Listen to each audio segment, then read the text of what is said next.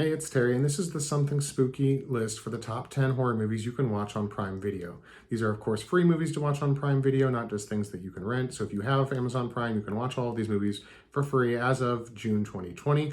I'm just going to talk a little bit about each movie. I'm not going to go into them in too much depth. There are a lot of other videos on my channel if you want to hear me talk more about them specifically. And I'm going to try to include a few, special picks and not just all of the staples that kind of have to be on here that are on a lot of these lists. So number 10, going right into it, is Suspiria. And this is the new Suspiria from 2018. I will say that I do not like this movie near as much as the original Suspiria. It has plenty of problems. Like I said, I will have a review of this movie in particular on my channel if you want to hear more about it. But basically, it's still worth watching even though it doesn't live up to the original. It's very different from the original. It's kind of it is more of an homage reimagining than like a remake. They purposely do some things totally different than they do in the original, and the story is very much changed, but it is still in its own right a good movie, a scary movie. It's very long, so you kind of have to commit to it, but it's worth watching, and it's something that is recent and people are still talking about, and it had a lot of ambition and was trying things. So Suspiria is number 10. Number 9 is The Woman in Black with Daniel Radcliffe. And this is one of those that I'm including on the list just because it's not often on these lists. There are probably almost certainly better movies that you could watch on Prime.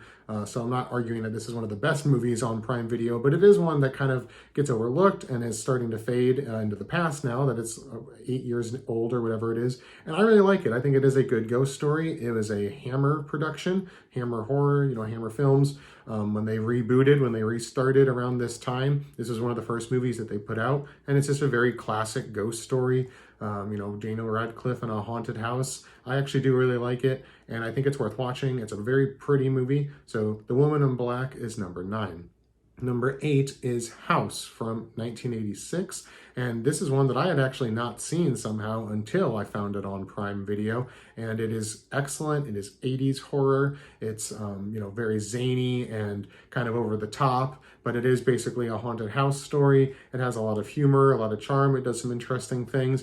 If you like movies like Evil Dead or that kind of thing, then you should check it out if you hadn't. I'm not sure how it had always just flown under my radar. I had heard about it and seen it, on things before, but never actually watched it, and I'm really glad that I did. It's cool that it's on Prime Video. That is House, number 8. Number 7 is a similar story for me, and that's Phantasm.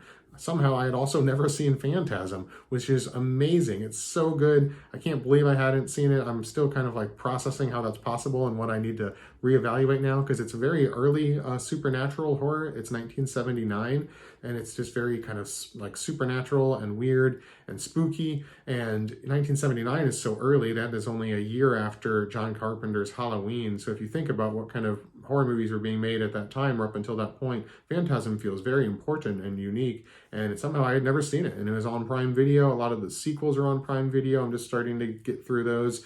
They're horror movie sequels, so kind of how that goes. But this first movie really impressed me, and it's really good. That's Phantasm at number 7. Number 6 is A Quiet Place. This is one of those that feels like it kind of has to be on the list. And, to be honest, I do not like A Quiet Place quite as much as everybody else. I do think it's very good, but I don't think it rises quite to the heights that a lot of people do. I wouldn't put it in like the best horror movies of the last decade, for instance. There have just been so many really, really good ones, and I don't think A Quiet Place is quite to that point for me, but it is really good, and I do really like it. I do, want to see its sequel. It is kind of a must-watch movie just because it is considered so good and so important, so you need to be able to have that conversation, and it is number 6 on my list, A Quiet Place. Number 5 is Midsommar. And I actually have a whole review already up on Midsommar on my channel, so if you want to hear more of my thoughts specifically about the film, check that out. As I say in that video, it's very divisive. Some people love it and some people hate it. I've seen that already in the reaction to my review. Like, there's just people on very much the extremes of this movie, and it's just a very interesting movie no matter what, no matter how you feel about it because of that, and you kind of need to see it again to have that conversation. And it's very recent. It's June, I believe, or it was summer of last year, summer 2019. And it's, one of those movies that is just, you can already start to feel its impact and influence in horror history. It is a very good movie. Check out my review if you want to hear more. Midsommar is number 5. Number 4, I'm going to cheat a little bit and it's Friday the 13th. All of the Friday the 13th, or most of them, are on Prime Video. So, it's kind of hard to like really pick one at this point. If you haven't seen them or if you need to revisit them, they're almost all on there. My favorites are the first movie, the third movie, and the sixth movie. So see, this is why it gets weird. But the first movie is, of course, the original. It is a horror classic, but it's not really like what people want out of Jason, if you know the movie. And I think the third movie is the one that really first delivers on Jason as he has come to be known and his kind of iconic stature. I really like Friday the 13th Part 3. And then Part 6 is, I think, probably the best one, probably the best Friday the 13th movie, really, and really ups the ante to what people, like what Jason has become really iconic for. So those are my favorite, but they're all on there. And if you somehow haven't seen them or if you want to rewatch them, they're number 4 on my list. Number 3 is Hereditary. So another Ari Aster film, who made Midsommar. And it's interesting that both of these movies are almost all, like they're on all streaming sites. They're just everywhere. So if you haven't seen them or if you need to see them, they're being made pretty available, which is cool because they're both very important movies. Hereditary, I've said, is probably the scariest movie I've ever seen. It really bothered me when I saw it. It's very dark. It's not pleasant in any way. Again, it's divisive because I've seen other people feel the complete opposite. I've even had personal friends tell me, but I've also seen online that some people just thought it was very boring and didn't like it and laughed at it or whatever. But for me, I think it's the scariest movie I've ever seen. Movies don't often bother me all that much, and that one did. It really sat with me for a while. Number 2 is The Cabin in the Woods, which is one of my favorite horror movies ever. You can check out my video about all of my favorite horror movies ever, and this movie is on that list. So it's another one that is just kind of so well known, so ubiquitous at this point that it's hard to say too much about it, but it is, a staple in modern horror. It's been about 8 years since its release, and it's just become a very important movie. People reference it all the time. It's a lot of fun. It's not very scary. It's a fun horror movie. It's kind of a lot of monster movie elements and stuff like that. So I love it.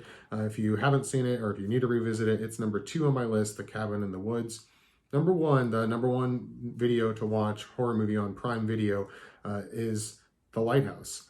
And The Lighthouse is quickly becoming one of my favorite horror movies ever, maybe just one of my favorite movies ever, period. It is amazing. I am planning a lot of content on The Lighthouse. I'm going to have a whole Lighthouse weekend, so check out all that stuff. I'll do a review, but basically I think it is just one of the best made horror movies ever of all time. And it's, so faithful to this kind of vision of an earlier time. The film is, of course, black and white, that it tells a timeless horror story. And it's not something that really ever could have been told before because it is so dark and bleak and weird. But the way it tells it is just timeless horror, and it is expertly done. It is one of the best horror movies ever. I'll have a lot more to say about that one, but if you need to see it, or I've already started watching it again and again, The Lighthouse is a masterpiece. I think it is one of the best horror movies, certainly of recent times, and I would say of all time. So that's my top 10 horror movies to watch on Prime Video. There's a lot of good stuff there. I'll update this kind of thing regularly.